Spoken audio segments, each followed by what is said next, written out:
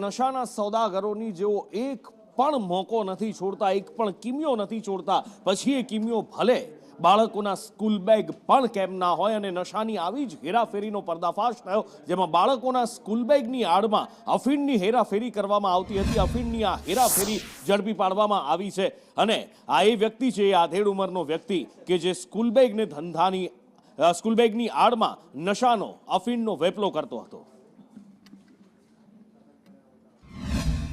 Gita fashion नाम की दुकान है। वहाँ पे एक आदमी जो है वो नशीले पदार्थों का बेचान करता है। तो वहाँ पे सरकारी पंचों को बुला करके एफएसएल टीम इन सबको साथ में ले जा करके और टीम ने सर्च किया तो वहाँ पे अफीम और डोडा पोस्ट का पाउडर मिला।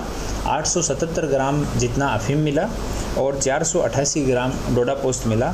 जो अफीम है उसकी कीमत 87,700 रुपये है। डोडा पोस्ट है उसकी कीमत जो है 1,500 रुपये है और अन्य दूसरा सामान है वो सब मिला के 1,01,600 रुपये का टोटल मुद्दामाल वहाँ से रिकवर हुआ। से नो टू ड्रग्सનું અભિયાન યથાવત છે અને તમારી સામે છે કે સુરત શહેર પોલીસે ફરી એકવાર અફીણ પકડી પાડ્યું છે। તમારા કેમેરાની સ્ક્રીન પર દેખાતા વ્યક્તિ જે છે એ એક વેપારી છે અને ખરેખર જોવા જાય તો આ જે અફીણ પકડાયું છે એ વેપારીનું નામ પ્રેમસિંહ રણજીભાઈ રાજપુરોહિત છે અને પોતાની એક દુકાન ધરાવે છે। સ્કૂલ બેગના ધંધાની આડમાં વેપારી અફીમનો વેપલો કરતો હોવાનું હાલ પ્રાથમિક પૂછપરછમાં સામે આવ્યું છે। 874 ગ્રામ નશીલા પદાર્થનો જથ્થો હાલ ખટોદરા પોલીસે કબજે કરી લીધો છે।